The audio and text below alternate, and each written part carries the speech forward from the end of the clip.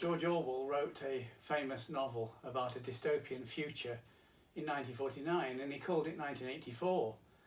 Well, in 1984 I was dystopianised because I'd lost my job running a very successful course in London, and I was looking for another one, and I applied for jobs in America, and I was called for interview to the most exclusive and wealthiest private art university in America, liberal arts college as they call them there. And here we are, going to be having an interview there.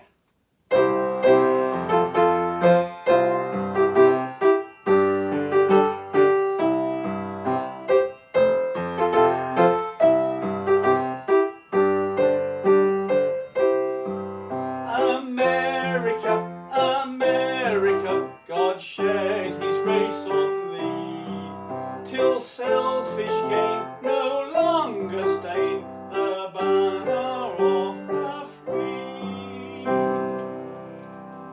And I was hoping to be free. The Provost's office, day one. The Provost, Professor Chester Defoe, flicks through what he calls my resume. So you've been teaching graduate school?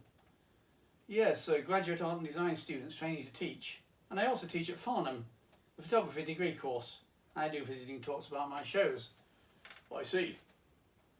You see, some art schools only want to hire someone who's only been teaching the subject of photography in other art schools. I do that as well, of course.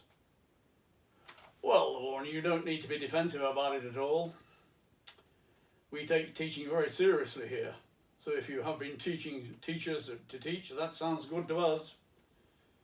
I hear you gave a good talk about your work to the art faculty. And Bernard Bohm attended. He's our chair of English literature. Not that I know much about English literature. I'm a simple math guy. Did you know we are developing a campus in England, in Oxford? No? Nobody in the art faculty mentioned it so far? No. Chester Defoe opens my press clippings book. See, I like these reviewers. The Sunday Times, the Guardian, the Observer. I take the Manchester Guardian weekly. We still call it that here. Manchester, that's in the north, isn't it? Can't say I've been to Manchester. Yes, I guess it's a bit like, I don't know, Philadelphia or maybe Baltimore. I hope not Baltimore. More thumbing through my collection of what constitutes my life now laid out on his huge desk.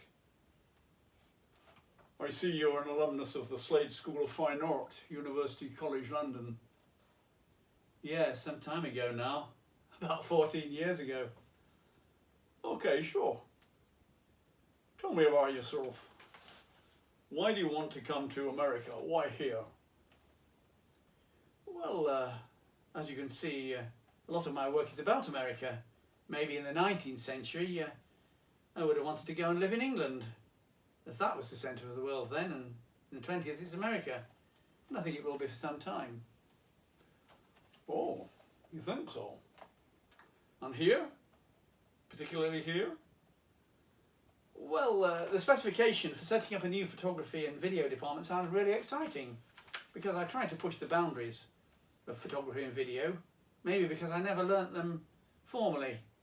I trained as a sculptor, you see, and I just had to figure out new ways of doing things myself. And that shows in my work and what people write about it, I guess. It's my strong point, I think. I try and gauge his reaction. Why did I mention my strong point? He's now going to ask, if that's your strong point, what are your weak points? That's usually the drift in interviews, and I'd better get in first. As for my weak points, I suppose Hey, I don't want to know about those ones. We all have those. What I want to know about are your strong points, and how you're going to make them stronger. We would like to help you make them strong for the benefit of this college, and the benefit of yourself should we decide to hire you. Okay, Vaughan, you're in America. Toot your own horn. How embarrassing. Well, as I said, I'm I'm innovative, I'm hardworking, I'm focused, I'm driven, I'm a perfectionist, and my students say I'm exciting, an inspiring teacher. They say I've got a sense of humour, and you know, they enjoy being around me.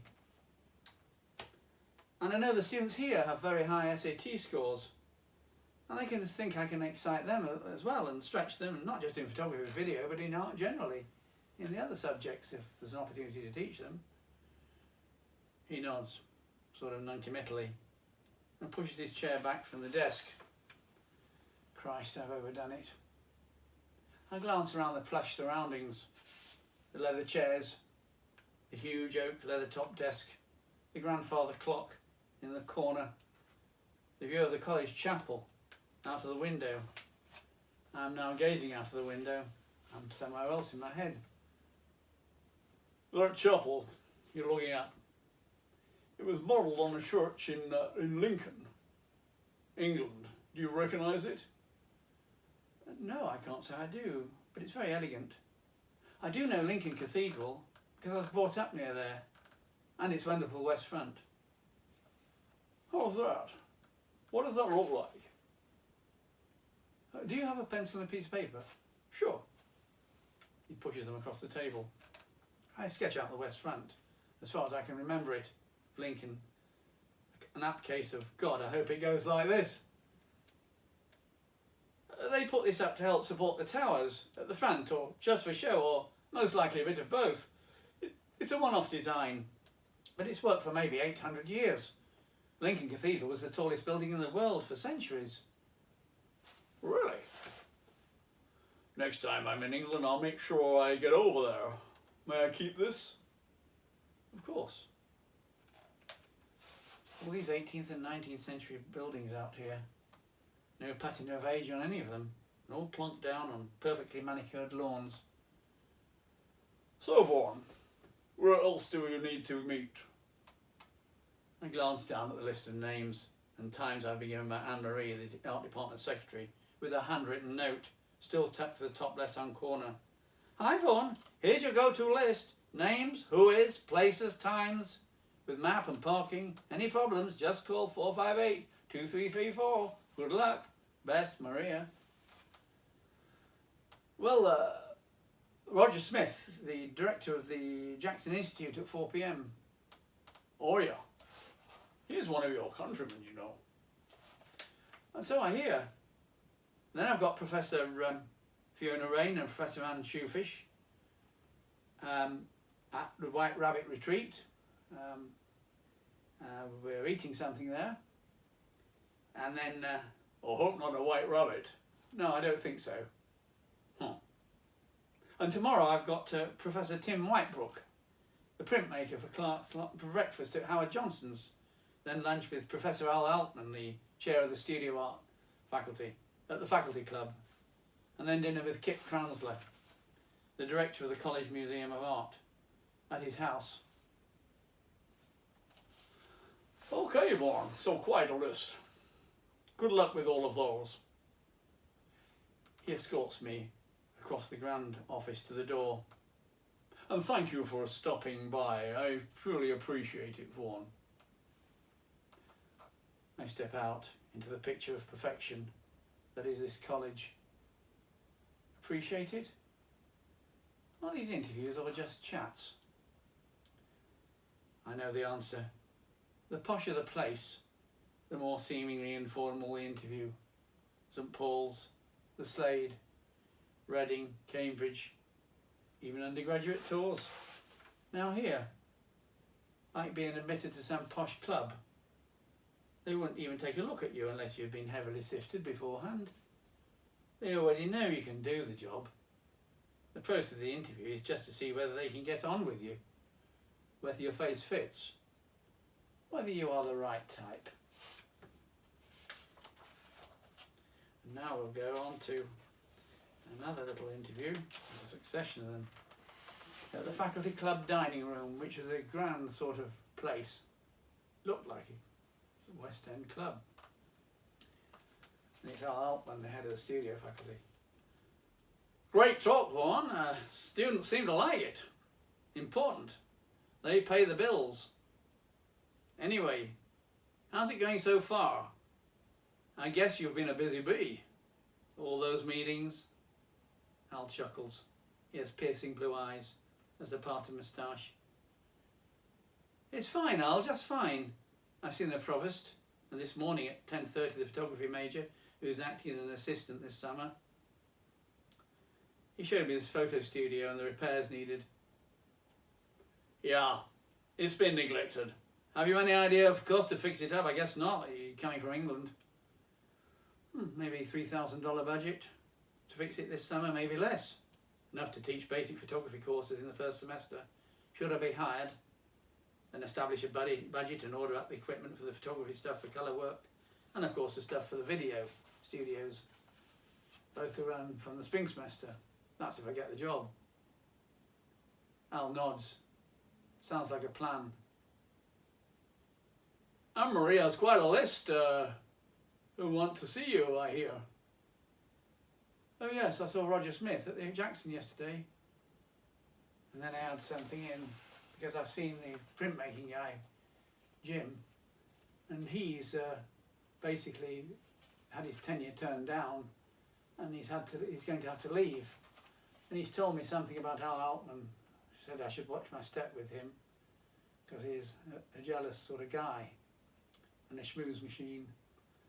And so, I say, after saying about Roger Smith at the Jackson, I say, oh, and today I had breakfast with Jim. I look for his reaction. For a split second, the piercing blue eyes lock on. Oh, great. You will have had I guess, a sort of perspective from Jim. So who else have you to see, Yvonne? Oh, Kip Cransler. He's invited me to his house for dinner tonight. Apparently he let Anne-Marie know only yesterday. Kip Cransler, by the way, was, it's not his real name, was the head of the College Art Museum, but he went on from there to being the director of the Guggenheim and was responsible for Bilbao and the fantastic success and development of the Guggenheim throughout the world. He's a big guy in more ways than one, 6'7". Kip Cransler? Oh really? Kip's the director of our College Art Museum, as you said. He's got his fingers in so many pies, Vaughan. Wow! I've never been invited to dinner at his house. Where did that come from? Well, I suppose he wanted to see what a strange piece the department was considering bringing over. Yeah, right! Collective chuckling. Al leans across the table to take my hand.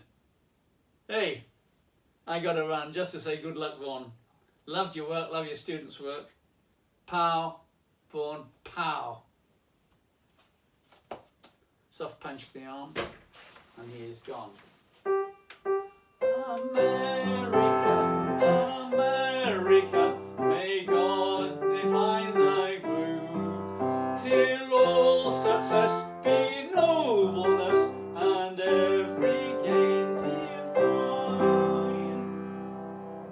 Well, I didn't hear anything for about a month, and I thought, well, that's gone out the window. And then one day I had a phone call, and they offered me the job. And they built me a studio to my specification, and it was absolutely fabulous setting. It was a completely different world because it's so upbeat and money no object. And I was to stay there 4 years. But when I got there, I was told by the head of sculpture about 6 months later that he's sorry that they took so long, because Al Altman, the studio art guy, had been dragging his feet about ringing me, and the department had got together and said he's got to do it. And anyway, that's what happened. So I got the job, but things weren't going to be as straightforward as I thought.